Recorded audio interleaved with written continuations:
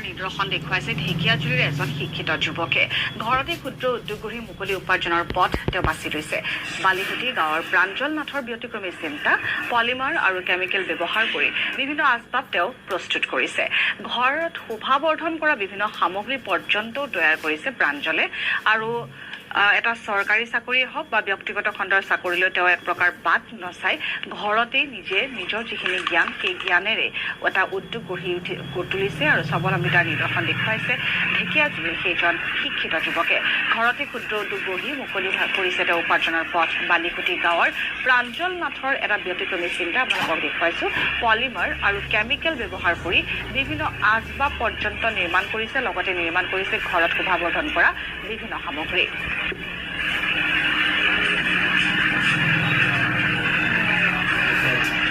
আমি এইখিনি মুহূৰ্তত আমাৰ এই সন্দৰ্ভত সাংবাদিক ভাস্কৰ ডেকাৰে ৰিপৰ্ট আগবঢ়াইছো। শিক্ষিত নিবনুৱাসকলৰ বাবে এটি সুখবৰ। আপুনি ঘৰতে বহি গঢ়ি তুলিব পাৰে এটা ক্ষুদ্ৰ উদ্যোগ। হয়, ঢেকিয়াজুলিৰ বালিকুটি গাঁৱত মই উপস্থিত আছো প্ৰাঞ্জল নাথৰ লগত।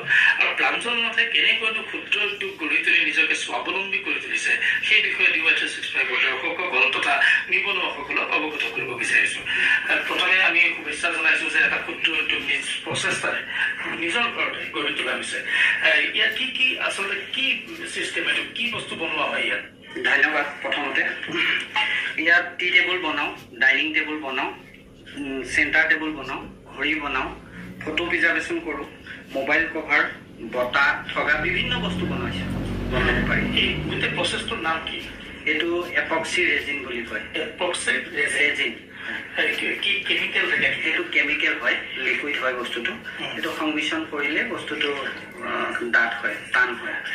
ইয়াৰ আকৰ্ষণৰ কেন্দ্ৰবিন্দু কিয় হৈছে বা ৰাইজ কিয় আজি বিচাৰি আহিছে ৰাইজে? এইটো যুগমীয়া হয় বস্তুটো। ধৰি লওক আপুনি এখন ফটো মই দেখাইছোঁ, সেই ফটোখন আমি ষ্টুডিঅ'ত বনালে এখন 5 বছৰ 10 বছৰৰ পিছত এইখন বেয়া হৈ যোৱাৰ চান্স আছে। কিন্তু এইখন আপুনি যুগমীয়া হৈ গ'ল, এইখন 10 বছৰ পানীত পৰি থাকিলেও বেয়া নহয়, আপুনি ভাঙিবও নোৱাৰে। মই আচলতে এখন প্লেট হাতত লৈ আছো। এই প্লেটখন মই চুই চাইছো, ৰবৰৰ লেখীয়া হৈছে, কিন্তু এইখন পেলাই দিলেও নাভাঙে আৰু খুনেও নধৰে, মামৰলৈও নধৰে। গতিকে মানুহে নিশ্চয়কৈ এই বস্তুখিনি ব্যৱহাৰ কৰিলে চিৰযুগমীয়া হ'ব, কোনো কাৰণত অনিষ্ট নহ'ব। আৰু কি ক'ব বিচাৰে ৰাইজৰ জ্ঞাতাৰ্থে? ৰাইজৰ জ্ঞাতাৰ্থে মানে মই এখন বঁটা বনাইছোঁ, এইখনৰ বিষয়ে ছটা বনাইছোঁ। এইখনৰ বিষয়ে কওঁ, এইখন ইমান মানে বিচাৰিছে মানুহে, মই বনাই তৎ পোৱা নাই, বহুতে বিচাৰিছে। কাঠ এখন ধুনে খাই যায়, বেয়া হৈ যায়। এইখন ইমান ধুনীয়া, আৰু আপুনি ফল্ডিং চিষ্টেম লৈ য'ত ত'ত লৈ যাব পাৰে। ৰাস্তা ঘাটে বৰষুণ হওক কিবা হওক একো ক্ষতি নাই, সেইকাৰণে বহুত ভাল ৰিজাল্ট। আৰু বহুত নিবনুৱা আচলতে এইবোৰ ঘৰত বহি থকা মাইকী মানুহ কৰিব পাৰে। আৰু মই যাৰ পৰা শিকিছোঁ তেওঁ আচলতে মাইকী মানুহ। এই যিখিনি কেমিকেল, এই কেমিকেলখিনি আচলতে ক'ৰ পৰা সংগ্ৰহ কৰিব লাগে, কেনেকৈ আগবাঢ়িব লাগে, ক'ত প্ৰশিক্ষণ ল'ব পাৰি? এইটো প্ৰশিক্ষণ মই নিজেই দিওঁ। মোৰ তাত 16 জনে ইতিমধ্যে কৰি গৈছে। আপুনি ক'ৰ পৰা শিকিছিল? আপোনাক শিকা লখিমপুৰত গৈ শিকিছোঁ। তাতে বাহিৰৰ এজন ছাৰো আহিছিলে, ৰাজস্থানৰ আছিল, আৰু বাইদেউগৰাকীৰ পৰা মই শিকিছোঁ। অসমত কিমান প্ৰচলন হৈছে এই বস্তুটো?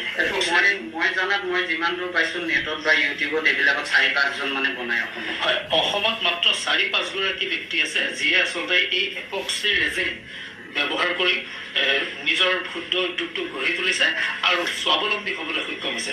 এতিয়ালৈকে আপুনি উদ্যোগটো স্থাপন কৰা কিমান দিন হ'ল আৰু আপুনি আৰ্থিকভাৱে স্বাৱলম্বী হ'বলৈ সক্ষম হৈছে নাই? মই 6 পৰা 7 মাহমান হ'ল এইটো কৰি থকা। আৰ্থিকভাৱে সঁচাকৈ স্বাৱলম্বী হ'ব পাৰি। মই ক'লে এতিয়া ক'ব দিগদাৰ, তথাপিও মই ধৰক 50-60 হাজাৰ মাহে ইনকাম হৈছে। নিশ্চয়কৈ।